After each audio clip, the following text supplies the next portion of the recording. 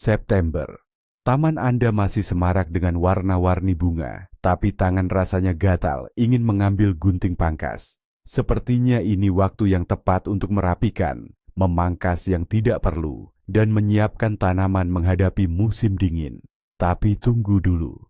Justru di bulan ini, satu gerakan pangkas yang salah bisa merenggut hasil panen dan keindahan bunga di tahun depan. Hari ini kita akan membahas tentang pemangkasan mendesak di musim gugur. Lebih tepatnya, pohon dan semak apa saja yang sebaiknya tidak Anda sentuh dengan gunting pangkas di bulan September. Dan saya janji, di akhir pembahasan ini, Anda akan memahami kesalahan fatal yang sering dilakukan hampir setiap 2 dari 3 pekebun. Dan ini bukan hanya soal salah memilih tanaman. Lalu, mengapa September menjadi bulan yang begitu jahat untuk urusan pemangkasan? Ini semua berkaitan dengan biologi tanaman. Tanaman, sama seperti kita, sedang bersiap menghadapi musim dingin. Mereka memperlambat semua proses vital dan memasuki masa dormansi atau istirahat. Pemangkasan apapun akan menimbulkan stres dan memberi sinyal untuk beraksi. Tanaman berpikir, "Oh, saya terluka. Saya harus segera menumbuhkan cabang-cabang baru." Dan ia akan menghabiskan sisa tenaganya untuk pertumbuhan ini. Namun, tunas-tunas muda yang belum kuat itu tidak akan mampu bertahan melewati embun beku pertama. Akibatnya, Anda tidak hanya gagal membantu tanaman, tapi justru sangat melemahkannya. Ini ibarat memaksa seorang atlet untuk lari maraton lagi, tepat setelah ia baru saja mencapai garis finish. Jadi, kesalahan paling umum yang sering dilakukan para pekebun dan merupakan kelompok risiko utama adalah terkait dengan semak-semak kesayangan kita yang berbunga di musim semi. Ingatlah satu aturan sederhana namun mutlak ini, segala sesuatu yang berbunga lebat di musim semi dan awal musim panas membentuk kuncup bunga pada tunas yang tumbuh di tahun sebelumnya, yaitu tunas yang sudah ada saat ini. Bayangkan saja, semak-semak itu sudah bersiap untuk musim berikutnya, sejak musim panas dan awal musim gugur. Tepat setelah masa berbunganya berakhir, ia sudah mengemas koper. Di setiap kuncup kecil, pada ranting-rantingnya, sudah tersimpan tunas bunga mungil yang sedang tertidur. Ia hanya menunggu saatnya tiba untuk mekar bersama sinar matahari hangat pertama. Dan tiba-tiba datanglah Anda dengan gunting pangkas di bulan September. Apa yang terjadi? Anda tidak hanya membuang ranting yang tidak perlu. Anda tanpa ampun memotong habis semua bunga yang seharusnya mekar di masa depan. Semua keindahan yang menjadi alasan utama kita menanam semak-semak ini.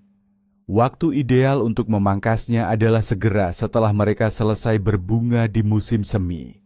Dengan begitu, mereka punya satu musim penuh untuk menumbuhkan tunas-tunas baru dan dengan tenang membentuk kuncup bunga pada tunas-tunas tersebut untuk tahun berikutnya. Dan yang pertama dan paling sering jadi korban dari kebiasaan memangkas di musim gugur ini adalah Forsythia. Ya, betul sekali. Semak yang pertama kali meledak dengan curahan bunga emas saat pohon-pohon lain bahkan belum menumbuhkan daunnya. Benar-benar pertanda musim semi yang sejati. Sekarang bayangkan, sepanjang bulan September, Anda berkeliling semak ini, melihat cabang-cabangnya yang menjuntai, lalu berpikir, "Wah, perlu dirapikan nih, dibentuk supaya lebih rapi." Anda pun mengambil gunting pangkas dan memotong semua keindahan keemasan yang sudah disiapkan Forsythia untuk Anda selama hampir setengah tahun. Setiap ranting yang menurut Anda sekarang tampak berlebihan, sebenarnya sudah dipenuhi dengan calon-calon bunga. Dengan memangkas Forsythia di bulan September, Anda secara harfiah menjamin diri Anda akan melihat ranting-ranting hijau telanjang di musim semi, alih-alih awan emas yang lebat dan subur. Ini adalah salah satu kesalahan yang paling disesalkan, karena akibatnya baru terlihat setengah tahun kemudian, saat semuanya sudah tidak bisa diperbaiki lagi. Ingin melihat pesta kembang api bunga-bunga kuning itu? Kalau begitu, biarkan saja Forsythia Anda sampai musim panas berikutnya. Waktu yang tepat untuk memangkasnya adalah segera setelah semua bunganya gugur. Selanjutnya, mari kita bahas bunga kesayangan banyak orang, si ratu taman bulan Mei, bunga lilac. Siapa yang tak suka aroma semerbaknya yang memabukkan dan gugusan bunganya yang lebat nan indah?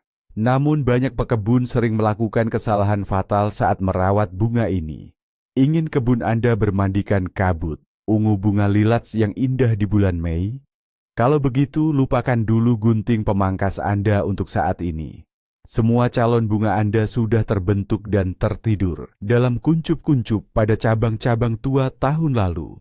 Setiap ranting yang Anda pangkas sekarang berarti Anda menghilangkan satu, bahkan mungkin beberapa, gugusan bunga harum untuk musim semi berikutnya. Anda sama saja menghilangkan keindahan dan aroma semerbak tersebut dari kebun Anda sendiri. Pemangkasan bunga lilac, sama seperti forsythia, sebaiknya dilakukan setelah masa berbunga selesai. Pada saat itulah Anda bisa membersihkan tangkai bunga yang sudah layu, agar tanaman tidak membuang energi untuk pembentukan biji. Sekalian, Anda juga bisa menipiskan atau merapikan tajuknya. Tindakan ini akan merangsang pertumbuhan tunas-tunas baru yang nantinya akan membentuk kuncup bunga di tahun berikutnya. Jadi, untuk saat ini, mari kita nikmati saja keindahan bentuk tanamannya sambil membayangkan aroma musim semi yang akan segera tiba.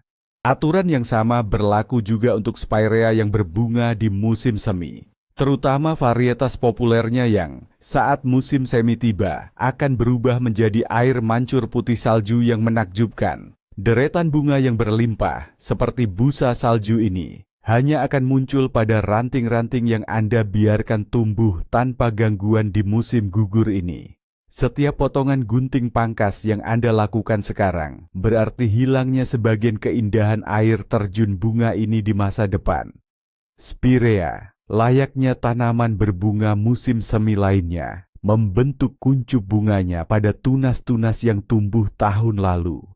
Saat ini, ia sudah sepenuhnya siap untuk menyambut musim semi berikutnya. Dengan mencampuri proses ini, Anda sama saja mencuri keindahan itu dari diri Anda sendiri. Jadi, jika Anda ingin menyaksikan keajaiban putih ini di taman Anda, bersabarlah. Semua pemangkasan pembentukan dan peremajaan hanya boleh dilakukan setelah kelopak putih terakhir jatuh ke tanah.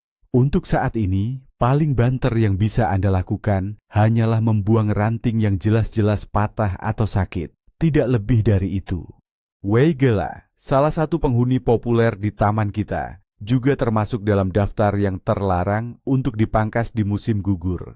Bunga-bunganya yang cerah berbentuk lonceng, dengan beragam warna mulai dari merah muda lembut hingga ungu pekat, tumbuh pada cabang yang terbentuk pada tahun sebelumnya. Memangkasnya di bulan September, bahkan jika Anda hanya berniat merapikan bentuknya, justru akan membuat Weigela tidak berbunga di musim berikutnya. Weigela, terutama varietas hibridanya, dikenal sangat rajin dan melimpah bunganya. Namun, semua potensi keindahan ini sudah terprogram dan siap muncul dari ranting-rantingnya. Intervensi pemangkasan di musim gugur ibarat menghapus sebagian dari program alami tersebut. Tanaman akan menghabiskan energi untuk menyembuhkan luka bekas pangkasan dan mungkin mencoba menumbuhkan tunas baru yang sayangnya tidak akan sempat matang sebelum datangnya musim dingin. Akibatnya, Anda hanya akan mendapatkan semak yang lemah dan sama sekali tidak ada bunga-bunga lonceng cerah yang biasanya begitu mempercantik taman di awal musim panas. Oleh karena itu, untuk Weigela, terapkan skema yang sudah dikenal. Pangkaslah secara ketat setelah masa berbunga selesai. Dan yang terakhir, melengkapi daftar 5 tanaman cantik berbunga musim semi kita adalah Deutzia. Dengan bunga-bunganya yang lembut, seringkali berkelopak ganda, menyerupai taburan bintang. Semak anggun ini juga memegang teguh aturan yang sama. Jangan pangkas di musim gugur, jika Anda ingin melihat bunganya mekar di musim berikutnya. Deutzia, seperti primadona lainnya, membentuk kuncup bunganya jauh-jauh hari, pada tunas-tunas yang tumbuh di tahun ini. Saat ini persiapannya untuk pesta musim semi telah rampung sepenuhnya. Upaya apapun untuk mempercantik penampilannya dengan gunting pangkas hanya akan berujung pada satu hal. Di tahun berikutnya Anda hanya akan bisa menikmati dedaunannya saja. Ini tentu sangat disayangkan, karena meskipun mekarnya Deutzia tidak berlangsung lama, namun sungguh memesona.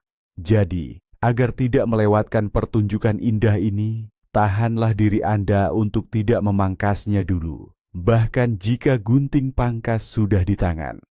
Waktu yang tepat untuk memangkasnya baru akan tiba setelah semua bunganya gugur sepenuhnya.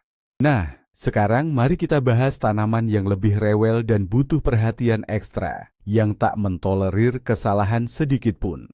Ya, kita bicara tentang rhododendron dan azalea. Bagi tanaman-tanaman ini, pemangkasan di musim gugur bukan cuma berisiko kehilangan bunga. Ini adalah ancaman serius bagi kesehatan, bahkan kelangsungan hidup seluruh tanaman. Mengapa begitu? Ini karena rhododendron sangat lambat dalam menyembuhkan lukanya. Setiap potongan di musim gugur menjadi pintu terbuka lebar bagi infeksi, terutama jamur, yang sangat aktif di lingkungan musim gugur yang lembab.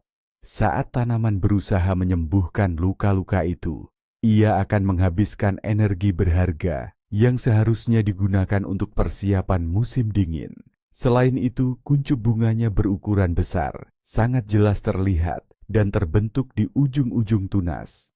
Memangkasnya di musim gugur sama saja dengan secara sukarela membuang kesempatan menikmati mekarnya bunga-bunga indah yang lebat. Pemangkasan rhododendron hanya boleh dilakukan dalam kondisi sangat mendesak, misalnya untuk membuang dahan kering atau yang rusak, dan itu pun harus dilakukan di musim semi, jauh sebelum aliran getah tanaman mulai aktif. Mari kita beralih ke ratu taman yang satu ini, yang sama sekali tidak mentolerir kesalahan saat pemangkasan. Kita bicara tentang hortensia berdaun besar atau Hydrangea macrophylla. Ingat ya, ini yang jenis berdaun besar yang juga dikenal sebagai hortensia taman. Ini adalah varietas-varietas dengan mahkota bunga yang besar dan rimbun, berwarna biru, merah muda, atau ungu. Ciri khasnya sekaligus tantangan utama dalam perawatannya adalah ia berbunga pada tunas yang terbentuk tahun lalu. Semua rangkaian bunga yang mewah ini, kuncupnya sudah terbentuk sejak musim gugur.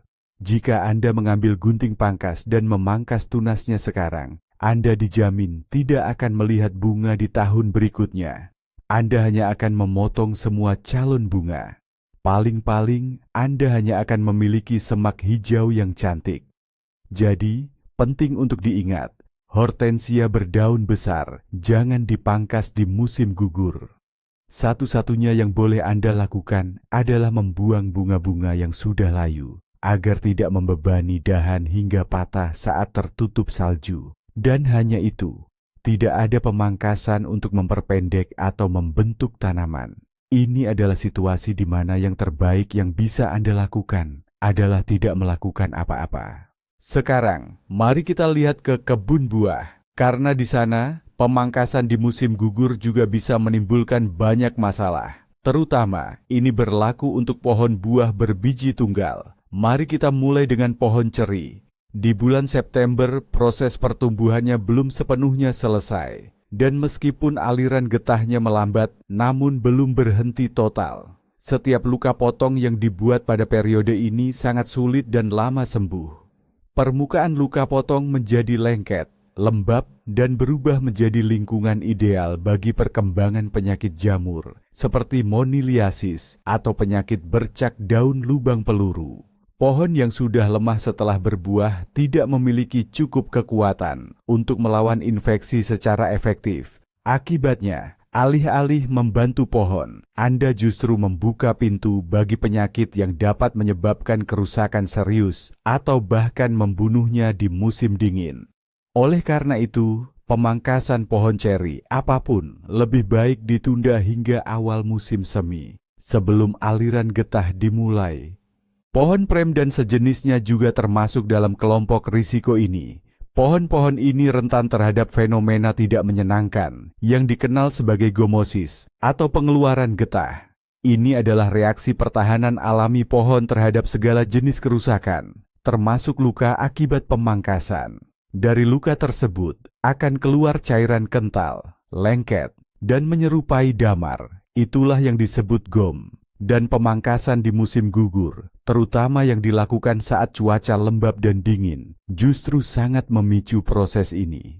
Pohon bukannya mengumpulkan nutrisi dan bersiap menghadapi musim dingin, malah menghabiskan kekuatan vitalnya untuk menangisi luka-luka tersebut. Bersamaan dengan keluarnya gom, pohon kehilangan karbohidrat, protein, dan elemen penting lainnya. Gomosis yang parah dan berkelanjutan dapat sangat melemahkan pohon, mengurangi ketahanan terhadap embun beku, dan juga menurunkan hasil panen di masa depan. Oleh karena itu, agar pohon prem Anda tidak menangis dan kehilangan kekuatan sebelum musim dingin, tunda penggunaan gunting pangkas Anda sampai musim semi. Aprikot dan persik di sebagian besar wilayah dikenal sebagai tanaman yang cukup sensitif dan menyukai iklim hangat. Keberhasilan mereka melewati musim dingin sangat bergantung pada seberapa kuat dan sehat kondisi mereka saat memasuki periode dingin. Sedikit saja kelemahan bisa berakibat fatal bagi mereka. Pemangkasan yang tidak tepat waktu adalah salah satu faktor stres terkuat bagi tanaman ini. Sama seperti tanaman buah berbiji, stone fruit lainnya, mereka sulit menyembuhkan luka yang terjadi di musim gugur dan rentan terhadap gumosis atau keluarnya getah. Namun, bagi aprikot dan persik, risiko ini bahkan lebih besar. Pohon yang sudah lemah akan mudah menjadi sasaran embun beku. Kerusakan sekecil apapun pada kulit kayu bisa menyebabkan seluruh cabang mati beku atau bahkan matinya seluruh pohon. Oleh karena itu, ingatlah baik-baik, jangan sekali-kali bereksperimen dengan pemangkasan aprikot dan persik di musim gugur.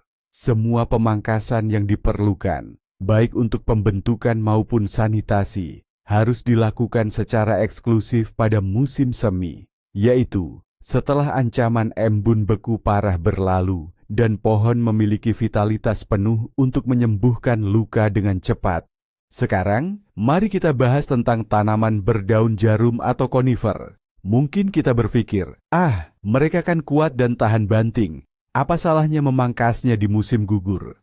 Tapi, tanaman jenis ini punya aturan main yang sama sekali berbeda. Poin terpenting yang wajib kita ingat baik-baik adalah, tanaman konifer tidak akan menumbuhkan tunas atau daun baru pada bagian dahan yang sudah tua dan berkayu. Tidak seperti pohon berdaun lebar yang memiliki tunas dorman di batang atau dahan lamanya. Konifer tidak punya itu. Artinya, jika Anda memangkas dahan terlalu pendek sampai hanya tersisa bagian kayunya saja, jangan harap jarum atau tunas baru akan tumbuh lagi di situ. Akibatnya, Anda akan mendapati bagian yang botak dan tidak sedap dipandang di tajuk tanaman. Anda harus menyamarkannya atau menunggu bertahun-tahun sampai dahan-dahan di sekitarnya menutupinya. Maka dari itu pemangkasan ekstrim atau drastis pada tanaman konifer di musim gugur saat mereka bersiap memasuki masa istirahat sangat dilarang keras. Anda harus sangat berhati-hati saat merawat pohon pinus dan cemara. Pohon-pohon ini tumbuh sangat lambat, jadi kesalahan pemangkasan sekecil apapun akan terlihat jelas selama puluhan tahun. Mereka memiliki apa yang disebut karangan cabang atau cabang melingkar. Ini adalah kondisi di mana beberapa cabang tumbuh dari satu titik di batang, membentuk satu lapisan atau tingkatan. Jika Anda memotong seluruh cabang melingkar ini hingga rata dengan batang, flush cut, akan terbentuk lubang yang tidak akan pernah bisa sembuh atau menutup kembali. Selain itu, pemangkasan di musim gugur bisa memicu keluarnya getah dalam jumlah sangat banyak. Pohon akan menghabiskan sumber daya berharga untuk menyembuhkan lukanya, alih-alih mempersiapkan diri menghadapi musim dingin. Satu-satunya hal yang sebenarnya boleh dilakukan pada pinus dan cemara di musim gugur adalah mencubit tunas muda, yang sering disebut tunas lilin, candle shoots. Namun, Proses ini sebenarnya paling tepat dilakukan pada akhir musim semi hingga awal musim panas untuk membentuk tajuk yang lebih lebat. Dan di musim gugur, yang maksimal bisa Anda lakukan hanyalah dengan hati-hati membuang cabang yang sudah kering atau patah. Tuja dan juniper mungkin adalah tanaman yang paling sering dipangkas untuk membentuk aneka rupa di kebun kita. Dalam konteks pemangkasan ini, ada beberapa pertimbangan khusus saat musim gugur tiba. Pada bulan September, kita hanya boleh melakukan pemangkasan yang sangat ringan, sifatnya kosmetik. Cukup buang ranting-ranting kering yang tumbuh di bagian dalam kanopi, dan sedikit rapikan ujung-ujung yang mengganggu bentuk keseluruhan. Namun, pemangkasan serius yang bertujuan membentuk ulang, yang melibatkan pembuangan lebih dari sepertiga bagian hijau tanaman, sebaiknya ditunda sampai musim semi atau awal musim panas. Ada beberapa alasan penting di baliknya. Pertama, area potongan pada tuja di musim gugur rentan berubah warna menjadi coklat, sehingga dapat merusak penampilan pagar hidup atau bentuk topiari yang sudah dibentuk. Kedua, pemangkasan berat justru menimbulkan stres berat bagi tanaman. Tanaman akan mengerahkan energi untuk memulihkan diri, menjadi lemah, dan kemungkinan besar akan kesulitan bertahan saat musim dingin tiba. Terutama jika musim dinginnya keras dan tanpa salju sama sekali. Oleh karena itu, jika Anda berencana untuk mengubah bentuk tuja atau juniper Anda secara drastis, sebaiknya tunda rencana tersebut hingga musim semi tiba. Mari kita juga bahas tentang penghijauan vertikal, yaitu tanaman rambat. Untuk kategori ini, klematis menjadi bintang utamanya, yang memerlukan perhatian khusus. Tapi tidak semua jenis, melainkan klematis dari kelompok pangkas pertama. Ini adalah varietas yang berbunga lebat di musim semi dan awal musim panas, pada tunas yang tumbuh di tahun sebelumnya. Contohnya termasuk klematis alpin dan klematis gunung. Bunganya sangat melimpah, bagaikan curahan bunga yang menutupi seluruh bagian tanaman rambat. Dan perlu diingat, semua potensi keindahan ini sudah tersimpan pada tunas yang tumbuh di tahun sebelumnya. Jika Anda memangkas tunas-tunas ini di musim gugur dengan alasan merapikan, Anda hanya akan menemukan batang kosong di musim semi. Anda akan kehilangan kesempatan menikmati gelombang bunga pertama yang paling lebat dan memukau. Klematis kelompok ini sebaiknya tidak dipangkas sama sekali, kecuali hanya pembersihan ringan untuk kesehatan tanaman. Atau, pembentukan tanaman dapat dilakukan segera setelah periode berbunga selesai. Di musim gugur, Anda hanya perlu melepaskannya dengan hati-hati dari penopang dan melindunginya dengan penutup. Hindari sama sekali penggunaan gunting pangkas pada mereka. Anggur yang sering dianggap sebagai target klasik pemangkasan musim gugur masih terlalu dini untuk dipangkas di bulan September. Memang, pemangkasan perlu dilakukan di musim gugur, tapi bukan sekarang. Sepanjang bulan September, bahkan hingga sebagian Oktober, proses-proses vital masih berlangsung dalam sulur anggur. Nutrisi yang terkumpul di daun selama musim panas harus sepenuhnya berpindah ke kayu abadi dan akar. Proses ini disebut pematangan sulur anggur. Proses inilah yang menjamin ketahanan tanaman terhadap musim dingin. Jika Anda terburu-buru dan memangkas sulur saat daunnya masih hijau, Anda akan menghilangkan sebagian besar cadangan nutrisi penting dari tanaman. Tanaman akan memasuki musim dingin dalam kondisi lemah dan bahkan bisa mati membeku. Waktu ideal untuk memangkas anggur adalah setelah embun beku serius pertama, yaitu saat semua daun sudah rontok. Ini adalah sinyal jelas bahwa tanaman sudah sepenuhnya siap untuk masa dormansi. Nah, bagaimana dengan mawar? Mungkin Anda bertanya-tanya. Banyak sekali artikel yang membahas tentang pemangkasan mawar di musim gugur, bukan? Namun, ada satu nuansa penting yang sering luput dari perhatian banyak orang. Memang benar, mawar dipangkas di musim gugur. Tapi, jenis pemangkasan ini sangat berbeda dengan pemangkasan di musim semi. Di musim gugur, kita hanya melakukan pemangkasan sanitasi ringan. Apa maksudnya? Kita membuang semua daun yang tersisa, karena daun-daun ini berpotensi menjadi sumber penyakit jamur. Kita juga memotong tunas bunga yang sudah layu dan tunas-tunas muda yang belum dewasa, kurus, dan masih kemerahan. Tunas-tunas ini tidak akan bertahan melewati musim dingin dan hanya akan menguras energi tanaman. Namun, jangan pernah melakukan pemangkasan yang drastis atau pemotongan yang memendekkan. Jika Anda memangkas mawar terlalu pendek di bulan September, ini justru akan menjadi sinyal bagi tanaman untuk menumbuhkan tunas baru. Tunas-tunas muda ini akan langsung mati begitu embun beku pertama datang. Semua pemangkasan utama untuk pembentukan mawar sebaiknya dilakukan hanya di musim semi, yaitu setelah Anda melepas pelindungnya dan bisa melihat bagaimana tunas-tunasnya melewati musim dingin. Sebaiknya biarkan saja banyak jenis rumput hias dekoratif seperti Miscanthus, Calamagrostis, atau Molinia tidak dipangkas sampai musim semi tiba. Selama musim gugur dan musim dingin, malai kering serta daun-daunnya akan membentuk struktur visual yang menawan di taman, apalagi jika diselimuti embun beku atau salju.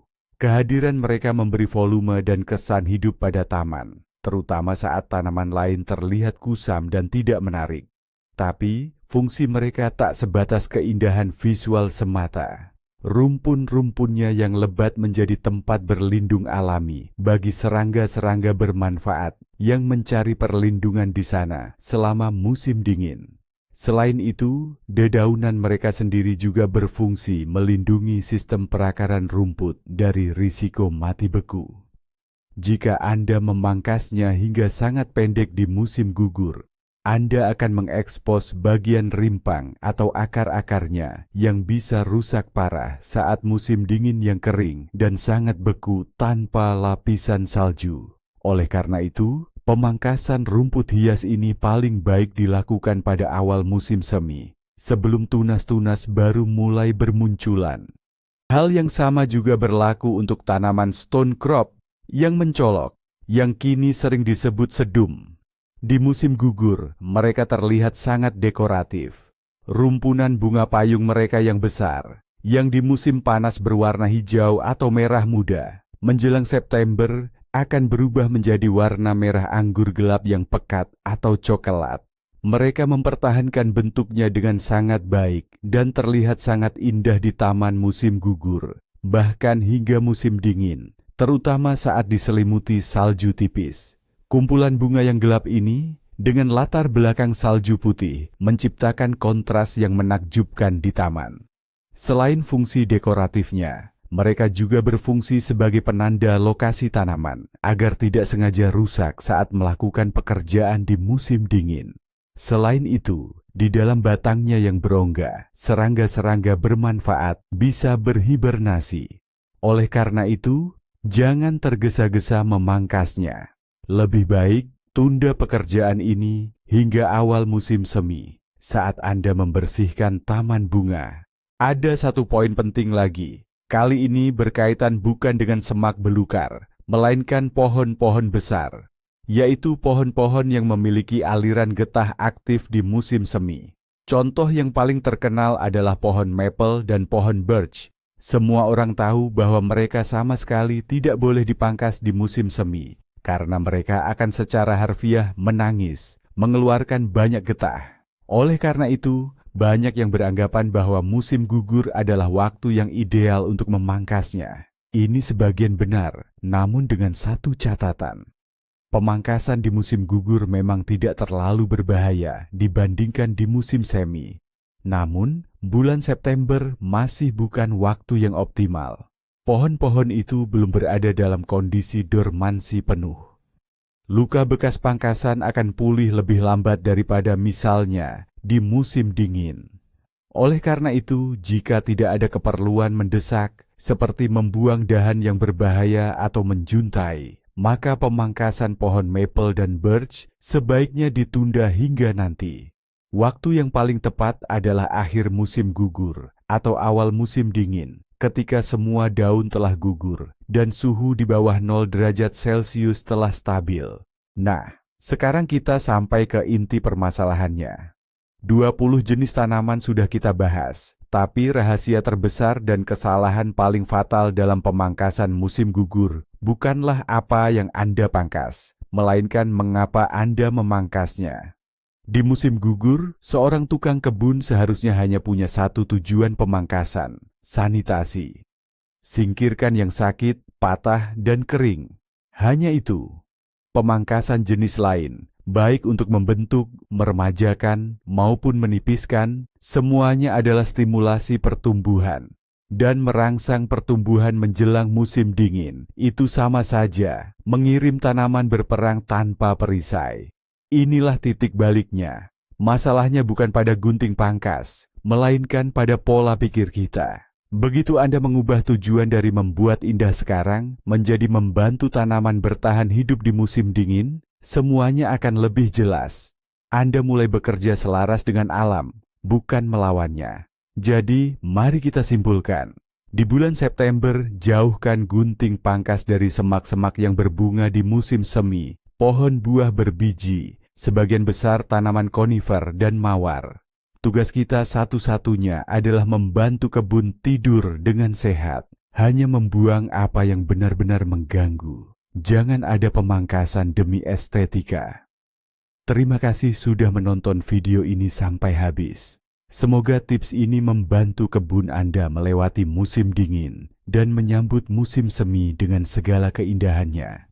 Kalau Anda merasa terbantu, jangan lupa berikan like dan subscribe ke kanal ini agar tidak ketinggalan tips-tips baru lainnya. Nah, sekarang giliran pertanyaan untuk Anda. Jujur saja, tanaman apa saja yang pernah Anda pangkas di musim gugur karena salah pengertian dan apa akibatnya? Bagikan pengalaman Anda di kolom komentar. Mari kita belajar dari kesalahan bersama-sama.